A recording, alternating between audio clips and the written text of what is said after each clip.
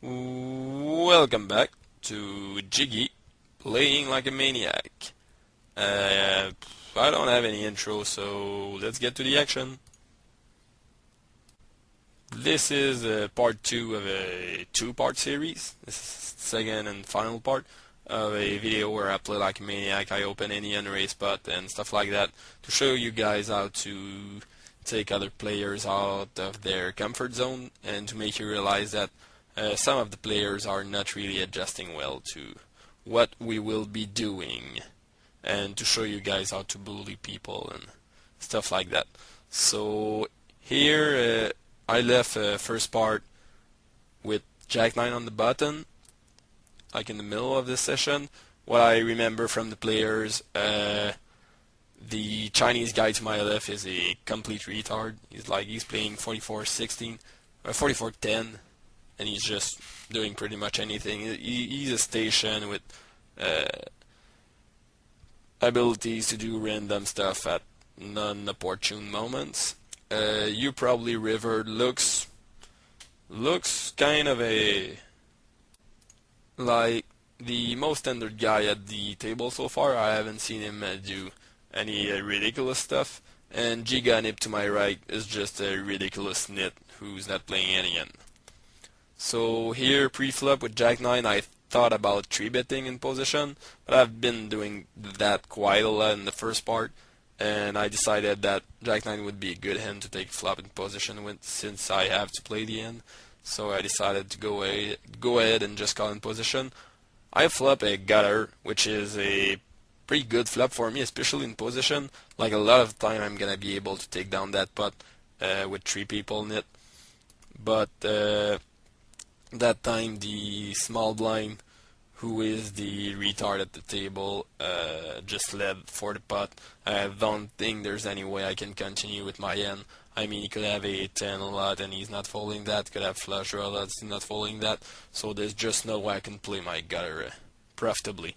If, like, a lot of times my position and my gutter will allow me to take the pot with 1 or 2 barrels, since we're in the multi-way pot, people are gonna check to me a lot, and I'll fire flop turns and rivers a lot, and they'll give me credit because we are a lot of people. Next turn I get king 3 in the cutoff. I raise. Flop comes pretty wet. Like, I think it's kind of the worst flop to c-bet on. And since I've been playing like every end, I decided that this one was not gonna be the flop. It is gonna be a flop that I'm gonna just pass, since I can't really like c-bet every end. And this flop pretty much just nails his cold calling range from the blinds, except for low pockets. But he bets pot on the turn, and I just give up my hand, my no good hand. 9-3 offsuit in the big blind. I'm playing loose, but that's kind of out of my range. There's no way I could play that facing a raise from the button. We've got some new faces at the table, Benel and Weir. Good opportunity to know that they don't know that so far I've been playing like every end and like a maniac. Other guys might have noticed and might like start being pissed off, but not these 2 new guys. And we have a disconnection here. 59, 58, 57, 56. Here comes 53 and 50. Oh, in a reconnection. By the way, guys, I recorded the session like this summer, a couple of months ago, and I'm making the audio where beginning of April right now. Today is April 11th, so it's been a while. But I've just checked it back to make sure. I just forgot that I had that in store and decided to do the audio right now. So it's just an old session, but I'm a doctor, so it's alright. And everyone folds that short, action-packed hand. So, okay, deuce 3 suited on the small blind. Got a raise from you probably rivered. I think I'm gonna 3-bet here actually. That's what I'm gonna be doing. If Giganip can stay connected and fold, for the love of God, please fold. Yeah. So I go ahead and 3-bet because I'm playing pretty much every hand. And Deuce 3 has some kind of potential. Don't do that at home. It's like for the video purposes, and that's a pretty nice looking hand. It's not a nice hand, but a nice looking hand, and that's good enough for me. And the flop comes Ace 3-7. That is pretty much one of the best flops we could have hoped for. I mean, we only have bottom pair, but it's really dry, and with the ace out there, it pretty much crushes our raising range in his eyes. So we can go ahead and bet that and win it very often.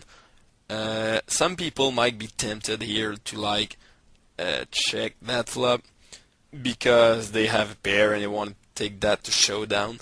I think this situation is a bit extreme to illustrate my point, but what I want to be talking about here is, like I said, the habit of some people, like when they flop a pair, when they have like middle pocket or something like that, to always try to get to showdown cheaply as soon as they have showdown value. And people very often overestimate the power of showdown value over the power of bluffing value. What I mean by that is that there are a lot of spots, and this spot being one, where you are actually looking for a situation to make the player believe that you have the best hand. You are not really looking to have the best hand, because I'm aware here that when I bet my trees, what I'm making him fold most of the time on the flop is hands that I have already beaten. A whole lot of hands that I do not have. Most of the hands actually that are beating me are probably calling the flop. Anything I think a pair of sevens and above is calling. You might fold 4, 5s, or 6s on the flop. But this spot on later street, I mean, first you are gonna take down the pot so often on the flop by betting, which prevents you from being in a tough spot when you check and he bets, and now you are playing the guessing game.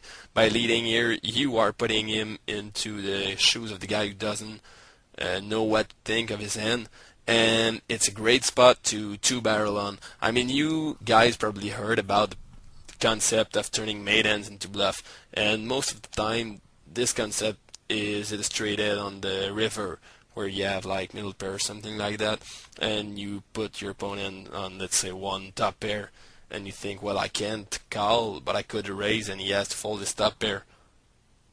But what I am talking about here is like turning made hands into semi-bluff against the ranges that cannot call, cannot hold multiple streets, multiple barrels.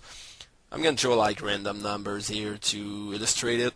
Let's say you think you have the best hand, maybe against villain's range in a certain spot, like 30% of the time, and you tell yourself most of the time, alright, I'm good sometimes, I'm just going to check it down. You do have to realize that in a lot of those spots, maybe you're on the flop or on the turn, villain's range actually is not going to be able to call 2 bets or 3 bets, flop, turn, river bets.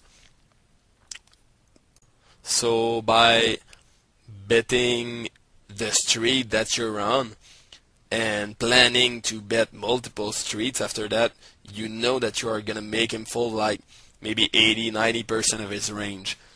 It's going to cost you a lot more, and it's going to be more variance because you're going to play bigger pots, and you're going to run bigger bluffs. You're going to run a lot more multiple barrel bluffs here with that kind of style I'm talking about. But in the end, it's just free money in your pockets, and you're putting your opponents in such tough spots when you are the type of guy who is able to turn one pair into like a semi-bluff on flops and turns. In that spot here, that actual hand that I'm going to talk about here, I'm betting the flop with the intention of betting turn again, because I know that he's probably calling, like I said, with a pair of sevens and up.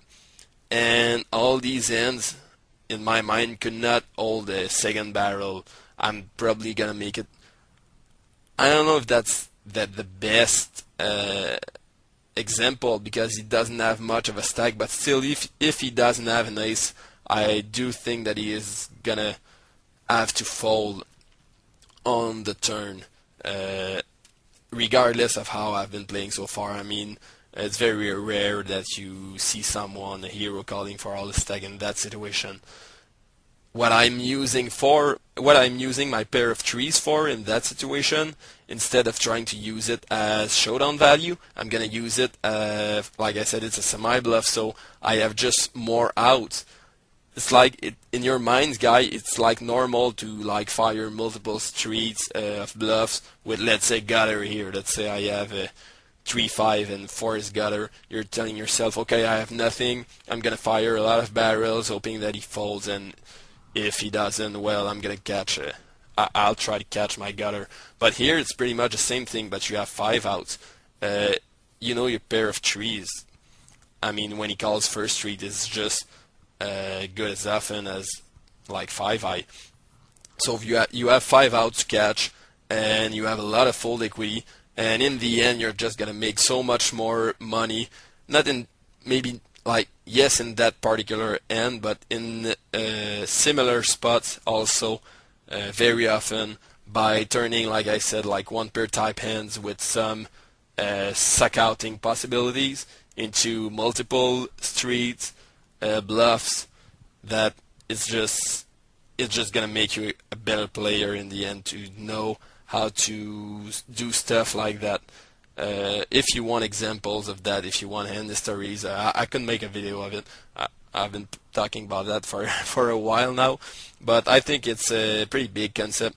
If you want to send me hand stories of you guys trying to do that type of thing, well, send it over. And if you want some more explanations on that, just send it. Just ask me, and I'll try to. But yeah, that's one thing I wanted to talk about, the ability to recognize spots where, like, you are gonna gain so much more value by trying to bluff multiple streets and then by trying to show down your one pair type hand. And he ended up folding the flop, which made all my discussion kind of pointless, but I still wanted to talk about that, and for you guys to recognize that type of thing, not always act like, oh, I have showdown value, I'm gonna try to check down at the end. Okay, so here I raise Queen 2 on the button. Flop comes 10 Jack King. I didn't want to continuation bet that, because the board is pretty dangerous. You could have hit a lot of things, and by our experience with that guy, he's not folding any pair on the flop. And I mean, I think it's just good to not see bet too many flops in general when you are playing pretty loose.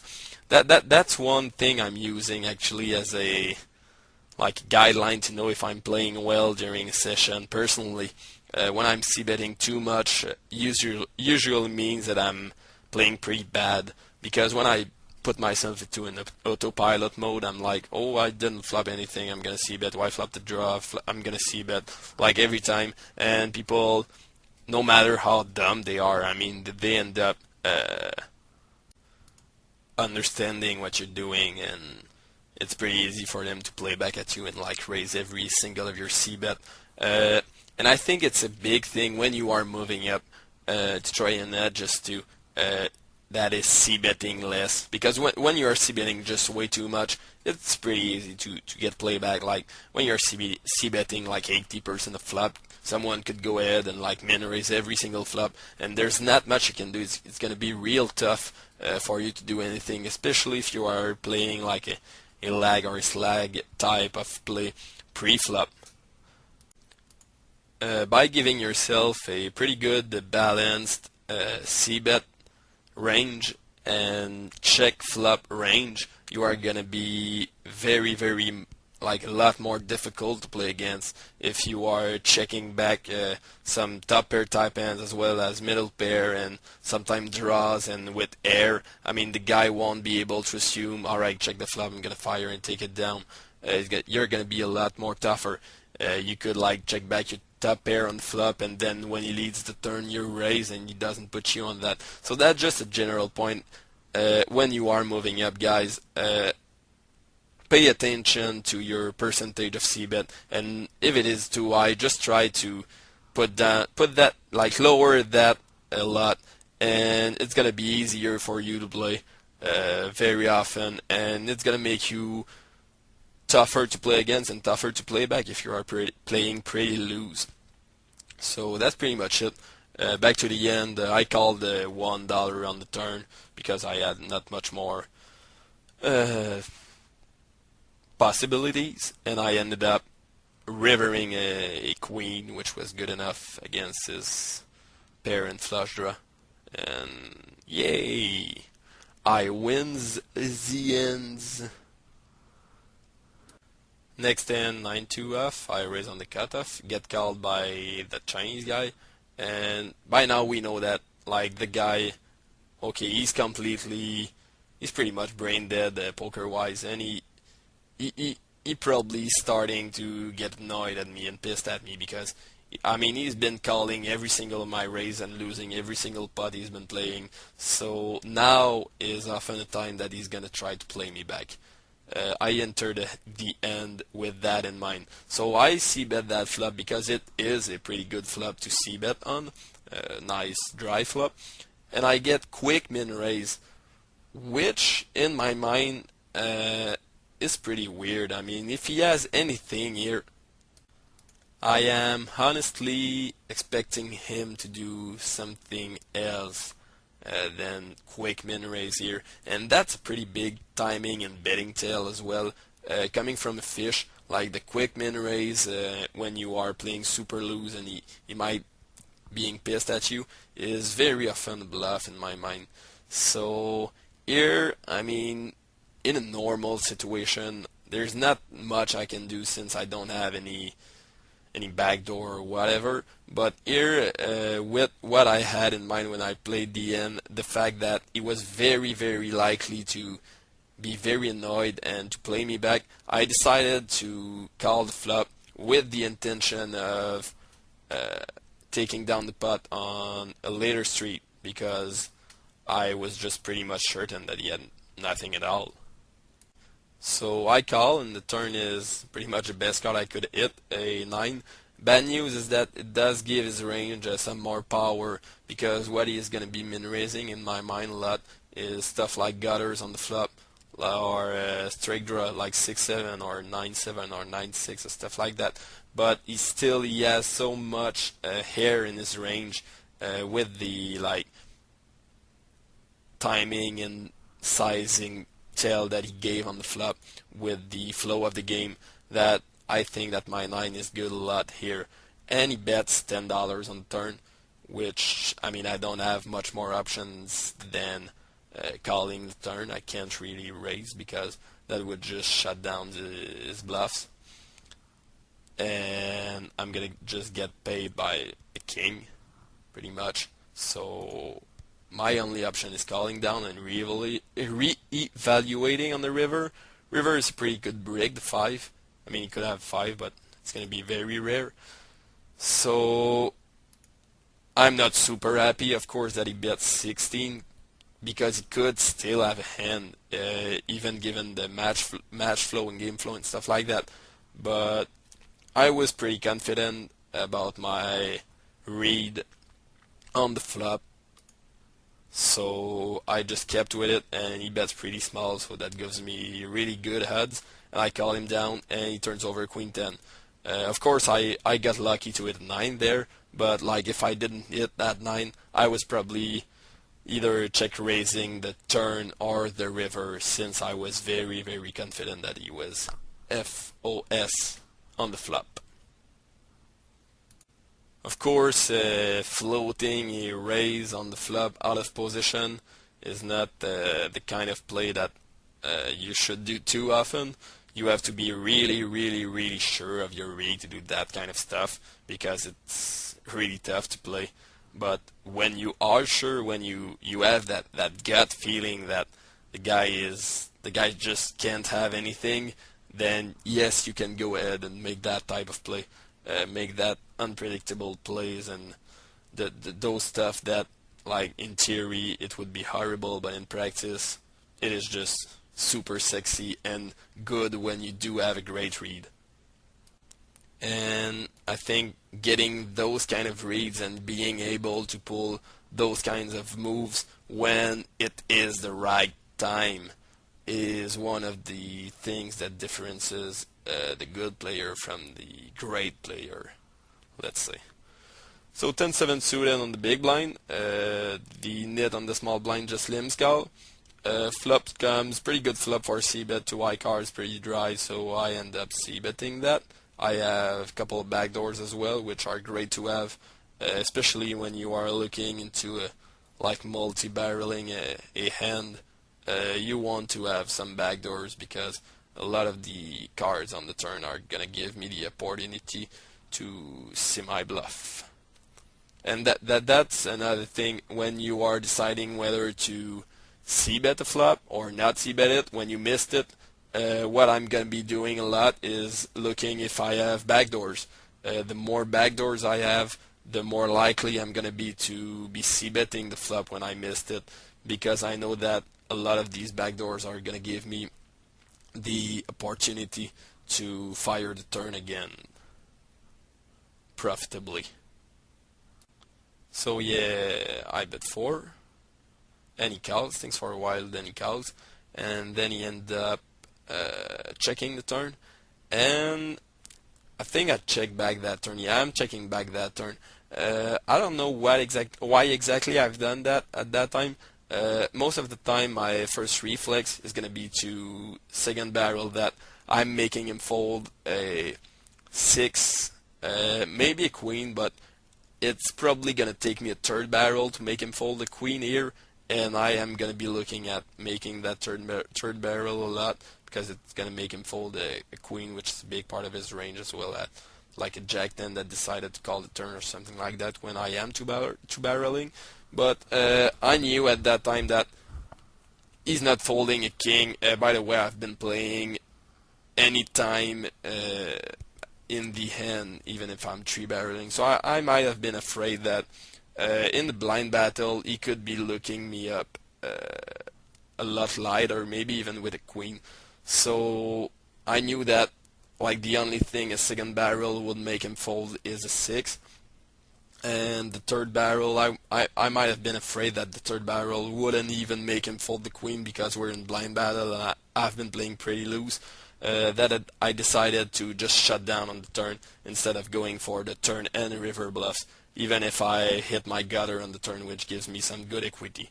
So yep, I ended up checking the turn, which is maybe a small mistake, but probably not because of the way I've been playing and the fact that I'm way more likely to be called down than in normal circumstances where betting the turn and the river would be better. So I check back, and the river is one of the best cards in the deck, as in my mind it is one of the only cards that are giving me an opportunity to win that pot.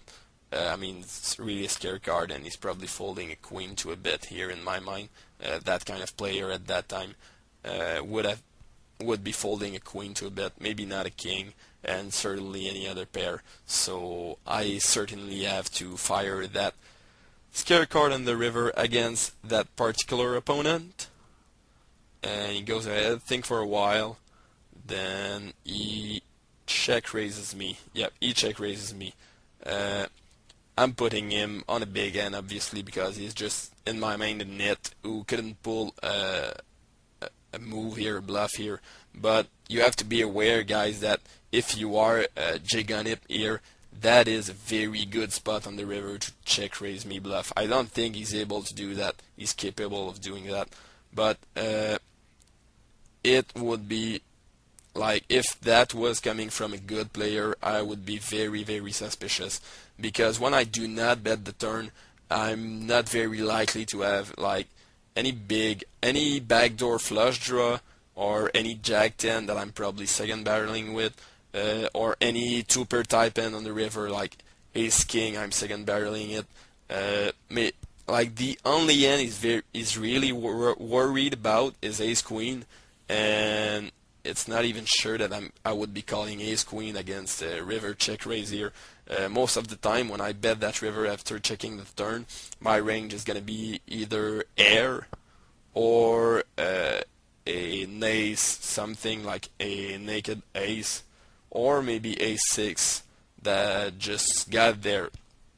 So there's not much of that range that I can call a check raise with, because I'm only, even with ace queen, I'm pretty much only beating bluff here, the way the end played out. So yeah, if you are J-Gunip in that kind of spot after the villain with me, check the turn and bet the river on that scare card, that would be a very, very good spot to check raise bluff on.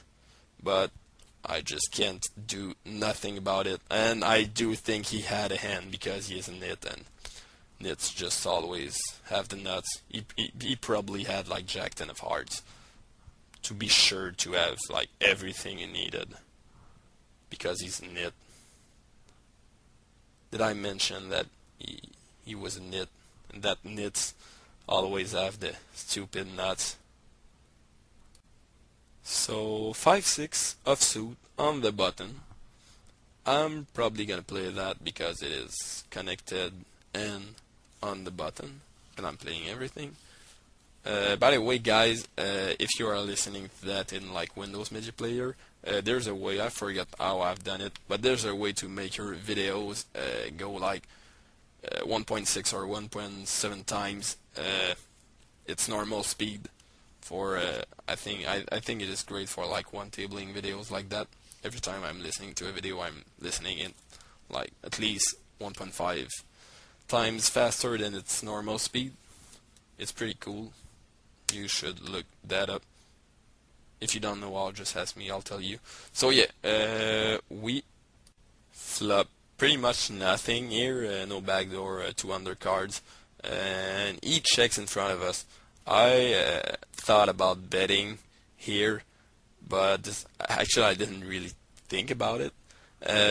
But yeah, like I said, I could have c-bet that flop.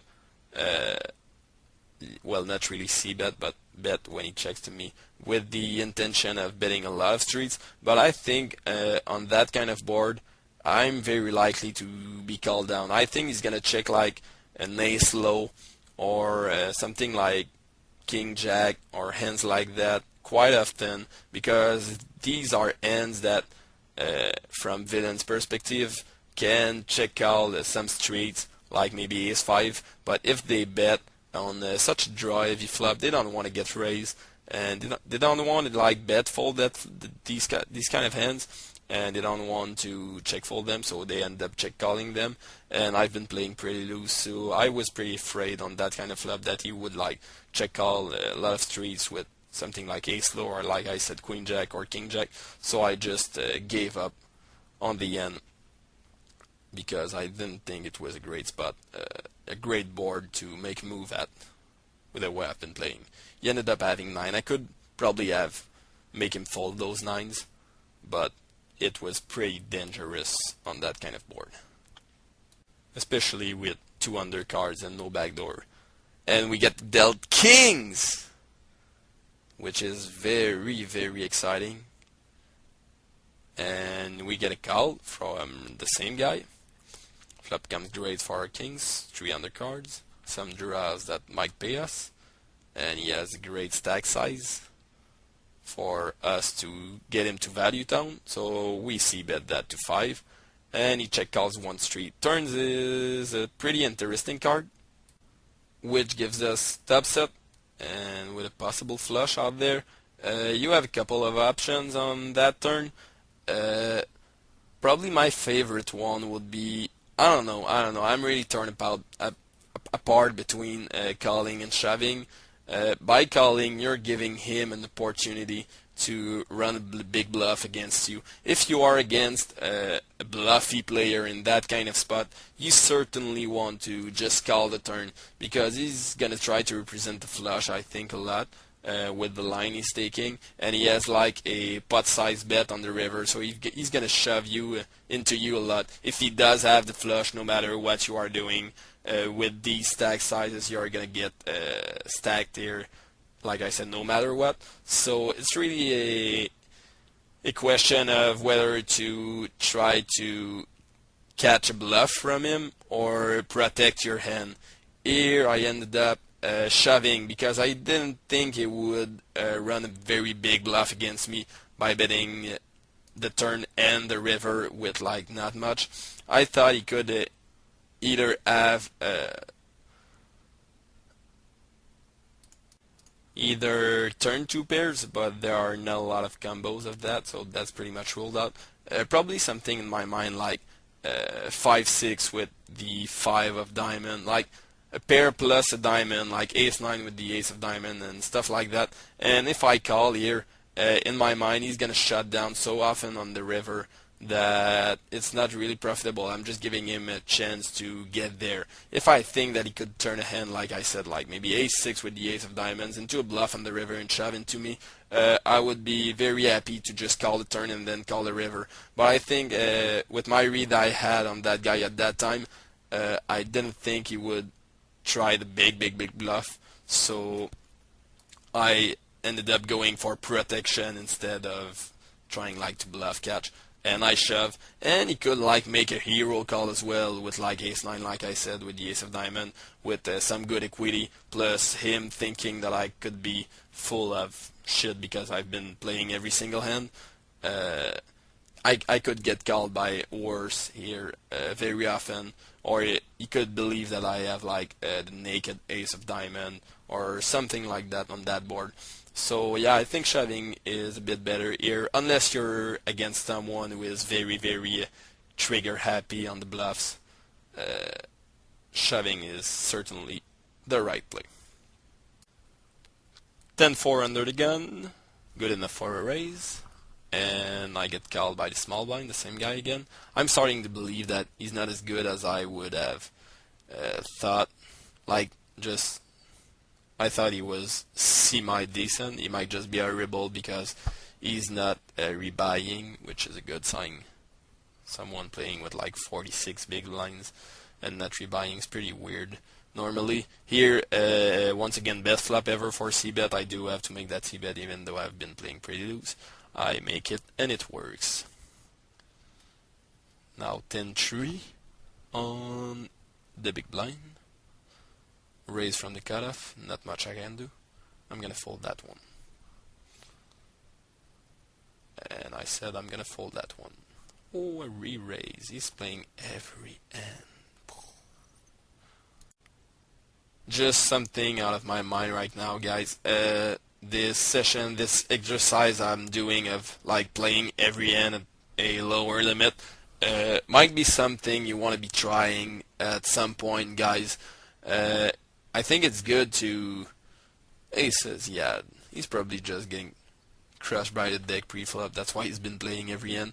But yeah, like I said, it's a good opportunity to maybe find some of your leaks. Like playing every hand is gonna make you realize in which type of spots you have trouble and what you want to be working on when you are working on your game. So yeah, that kind of exercise, if you are like an NL100 player, drop down like at NL 25 cents and play every hand, and you're gonna see that it's gonna help your game a lot, guys. You seriously want to try that at some point in your game. Plus, it's gonna show you how a lag player is gonna think often, so it's gonna help you react better to those lag players at your normal limits. I mean, it's gonna give you just an idea of what type of hand he's gonna be playing and what he's gonna think about when he plays a hand. So yep, that's something you might want to try. Back to our table, King Queen suited in hearts, one of the best looking ends in pokers. That end is good enough for a call-in position. I really don't want to raise here, even though it's a good, could be like a strong enough hand for a raise. I think it's strong enough for a call actually, and I certainly don't want to get 4-bet, which I think is gonna make a lot because of the way I've been playing, and I'm losing so much value by 3-betting here instead of playing it position in my mind. And I flop top pair. I do go ahead and try to get him to value down. He might not believe me because of the way I've been playing, but he just checks fold the flop, which is pretty disappointing. 3-5 offsuit on the small blind, one of the worst looking end. No, actually it's pretty good looking. Like there's a 3 and a 5, not so bad. And one other thing, guys, that making you that dropping down and make like play super loose is gonna help you with is having the ability to loosen up your game even at your normal limit. Once you get that ability, it gives you the power to switch gears at will when opportunities arise. It gives you the power, like I said, to play like super loose for maybe an hour, and then you instantly switch to super tight. And no matter how good your opponents are gonna be, it is gonna take them some time to realize you've just switched to a completely opposite style of play, and that's super powerful. That's kind of situation where you're gonna be making a lot of monies because people are gonna make a lot of mistakes against you because they are gonna assume that you're playing a certain way and you're just going the exact opposite way. Okay, here 7 deuce. I limped call this small blind, which is another sign of a bad player, and I flop bottom pair. I don't really want to bet that because there's not so much value in betting here, and it's not the kind of spot that it's not that kind of spot I've been talking about earlier, guys, that I want to be turning like a made end to a semi bluff. That's more of the kind of spot that I just want to check it down, and I decided to go ahead and click the check box to check back super quick, so he might be more tempted to try a turn bluff, which I could call with my pair. He didn't do it. I go ahead and bet 3 on turn, which might look a bit weird, but I think if he has like a 4 or a queen or even maybe a 3, he's gonna be very tempted to bet the turn if he has any end that's beating me actually, especially on such a draw heavy board. Like he doesn't want to see any card, any ace, 5 or 6 fall, so he's probably trying to protect every single of his pairs. So that's what I'm doing when he's checking, since I don't think he has a pair quite often. I'm just protecting my own pair and winning the pot. I raise again, kings is suited on the small blind, and I receive call, flop a flush draw.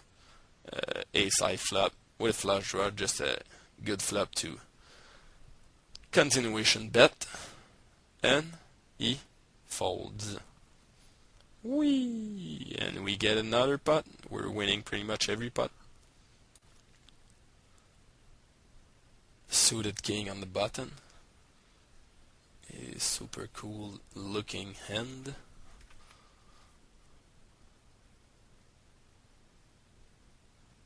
And we raise once again. Back in the summer, I used to make it 3.5 times from every position. Now I'm more likely to make it like 2.5 from the button. I think it's a bit better to make it just a bit smaller on the button, and probably like 3.5 from every other position. Just because it is better, might be subject to another video, but still, raising 3.5 times on the button is certainly not a mistake. And we keep on winning every single pot. I don't know how many pots in a row we've been winning, but it's getting quite a lot. I think I'm winning like at least 70% of the pot in that session, which is pretty cool. I mean, if I wanted to cruise a girl in a bar, that's certainly a thing I would mention, that I'm winning 70% of the pot I am playing in a session. Then do suited, Dyer Brunson, I'm re-raising, flop, deuce 3-4 once again. And once again I try to pull out the snap check back move. And once again the turn is a queen. I'm not betting that time because it is a re-raise pot, and there are less draws in his range and more pairs, so I think betting is worse. It's not a good thing as compared to the other way around, where it was a single raise pot. I just check it down, and he ends up having ace jack, and 10 deuce is better than ace jack in that case. Here, Jack 9 off on the small blind, pretty cool hand. So I 3-bet that guy since I haven't 3-bet him yet. And he calls us in position. Yep, flop comes 7, 8, deuce with a flush draw. Here I have a gutter and 2 overs. I have a couple of options for sure. And most of the time here, that's kind of spot where my opponent's stack size is gonna determine which option I'm gonna be taking. First, if he had less than that, if he had, let's say, $60, I think I would probably check the flop with the intention of check raising if he bets, because that gives him just the perfect amount to bet the flop and fold. And if he ends up bet calling the flop, well, I'm not risking too much and I have some good equity. If he had more than what he has now, if he had, let's say, $150, I would probably bet maybe a bit larger on my c-betting size, because that would leave me with just the right amount to three barrel bluff the end, and that's what I'm gonna be looking at doing on a lot of cards on turn and river. A lot of hands he's gonna call the flop with are one pair type hands, stuff like pocket 9 or 6 or stuff like that, which aren't gonna be able to continue on 3 barrels. So yeah, if he had a stack size a bit bigger, I would be looking to bet like maybe 18 approximately. I think that would build the pot just perfectly for me to bet the turn again and the river again. With the stack size he has now, 100 big blind with 90 left, I think my best option is to bet smaller, like something around $10, because first, he is pretty likely to see that as weak and decide to bluff raise the flop. So shoving over, let's say I bet 10 and he sees that it's weak, he raised to like 28 or something like that, I can shove over and have some good pot equity and fold equity as well. And if I get call, I do have 2 overs in the gutter.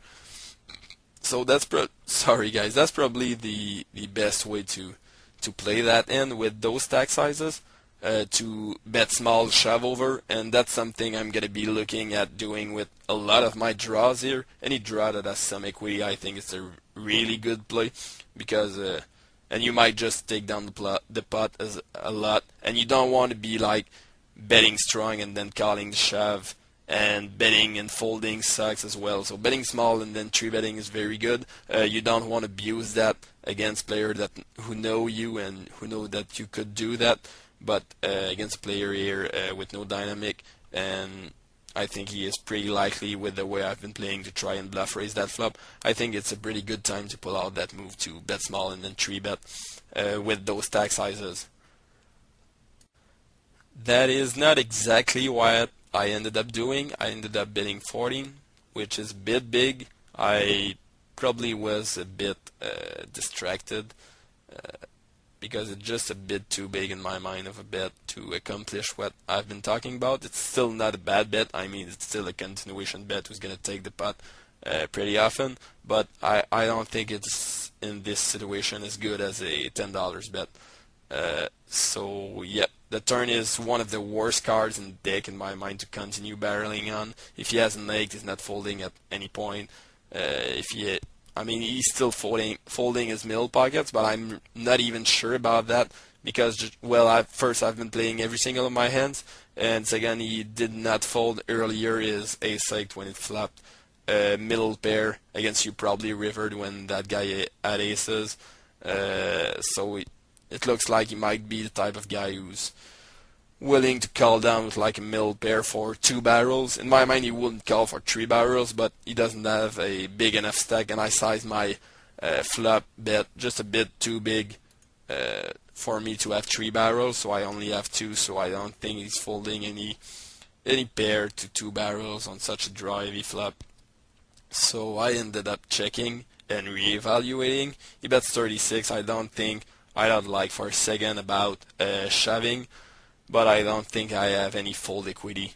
I mean, if I had a better draw, something like the nut flush draw with an ace, I think it will have been a pretty cool spot to check shove, because he's gonna have a draw himself a lot, something like 9-10 or lower flush draw or stuff like that, and I'm always in very good shape when he's bet calling those things on turn.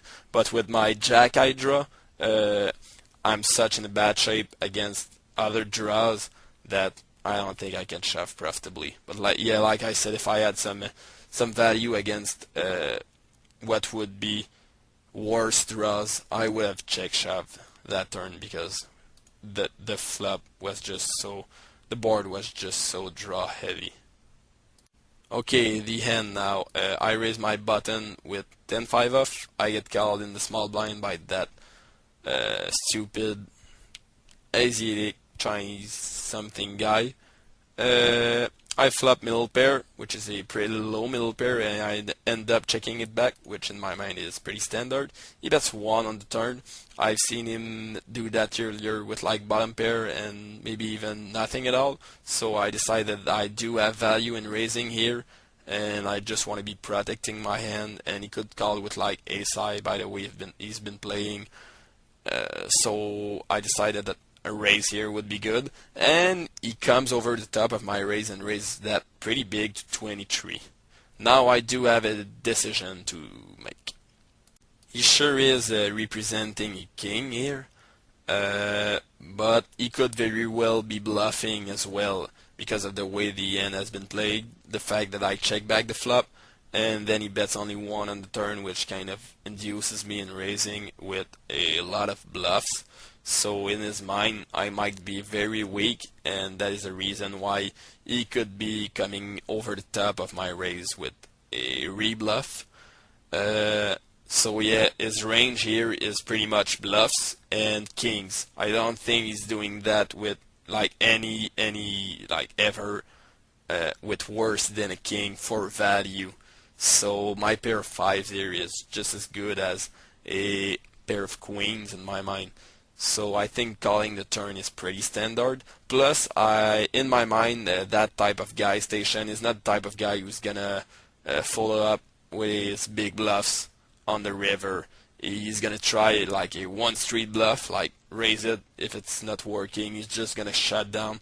I don't see him trying to run a big bluff on me on the river. So he's gonna check his bluffs a lot on the river, which will allow me to get a easy showdown if I'm good, and he's gonna shove his kings a lot on the river, which will allow me to play my hand pretty easily on the river against a guy that I would suspect that he would shove the river with a bluff a lot more. I would be way more likely to just fold the turn here. And that is something that is good in a lot of spots, guy. When you are like in a tough spot, and you are asking yourself, you're not on the river yet, and you're asking yourself if guy is bluffing or no, you want to be looking at his probability of following up with his bluffs. The more he's going to be following up with bluffs,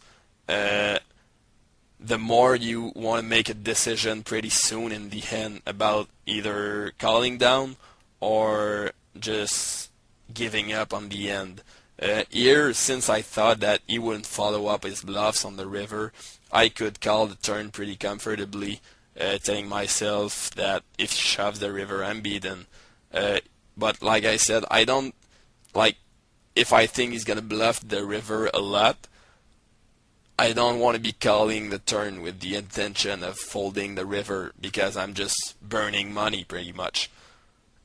But yeah, against that guy, it is not burning money. Like you don't absolutely have to call the turn to call the river if you call the turn. That's something I hear pretty often. Like, oh, why did you call the turn in that spot? If you were to fold the river, like if not necessarily in that particular spot, but in a lot of spots, people are telling other people, hey, why? Like I said, why did you call the turn? If you call the turn, you absolutely have to call the river. But that is so wrong against so many people, against so many players, players that are not following up bluffs. That is so wrong. You can call one street with the intention of folding to further aggression pretty comfortably. That's more of a concept that's good against players that are likely to run very big bluffs and are likely to move you out of the best end on later streets if you do call an early street with a medium, with a bluff catcher, let's say. So meanwhile, we've been raising every flop and winning every pot. That girl would be so wet right now, knowing that I'm like winning close to 80% of the pots. Yay. Oh! Pocket. Drax. What a nice hand. 2 jacks. A pair of checks. Under the gun raises. And he gets 3-bet by the button. The info we have on the button so far is that he's been playing, even though like he's been playing pretty passive actually. He's been kind of loose passive pre-flop. The only time we've seen him show down a hand after a re-raise, it was aces.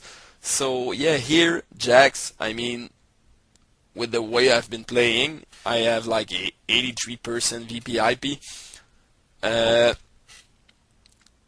A lot of players are gonna tell themselves, alright, I have jacks, I'm playing super loose, time to go all in and get paid by worse. But the truth is, here, I'm facing a re-raise, coming from a guy who's re-raising someone from under the gun, and I'm not even in the end yet, so he has to have end. I mean, his pre-flop re-raising range at that particular spot is not, I'm not doing that good against it. Before even like shoving.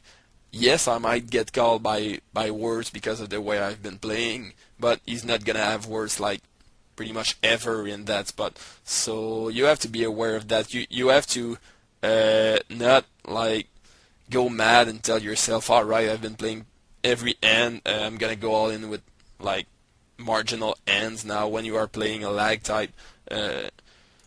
And I'm gonna get called by worse because a lot of people are just gonna wait for aces all day long if they have to. So you end up going all in with like nines, telling yourself, I've been 3-betting this guy 25 times in the session, now I have nines, that's a great end. And he turns up aces and you're like, what the fa? So you still want to be cautious. Even if you're playing very loose and you want to spot who is gonna be making a stand with worse than, let's say, nines, and who is just gonna wait for aces and not take one type of guy for the other, because it might cost you a lot of stacks, a lot of buy-ins when you are playing loose, assuming that you can't assume directly that other people are gonna play lose because you do play lose. Some will, some won't, and you have to tag the right people. He raised you suited. I do re-raise because I've just lost one hand in a row, and I don't want to lose two hands in a row. That's for sure. So I win it back and go back on a one-hand winning streak. Jack Joseph on the button, not good enough for a raise, so I guess it's good enough for a limp back. And make one of the plays that I prefer, limping my button and then betting every street until everyone folds. That normally works out either on the flop, like most of the time you're gonna get like one or two call on the flop, and then you bet the turn again no matter what you have, and then there's like one curious guy who's left in the end, and then you bet the river and that guy just goes away. That's a sexy move, to just bet until everyone folds in multi-way pots. That's one of my specialties. But now I couldn't pull it off because sadly everyone folded on the flop. I think that's gonna be pretty much all, guys. I've just rewatched there's like 10 minutes left to that session, and I've just watched them, and there's absolutely nothing happening. We like never get to a turn. I just keep raising every pot pre-flop and keep winning them all, like nobody's adjusting. So yeah, I'll leave you with that, with me winning another end. Hope that helped you guys, and like I said, you should go ahead and try that exercise one day or another of dropping down in stakes and playing like a maniac, just to feel like how it is, and just to spot your leaks and to spot spots on which you have trouble normally, and to know what to work on. So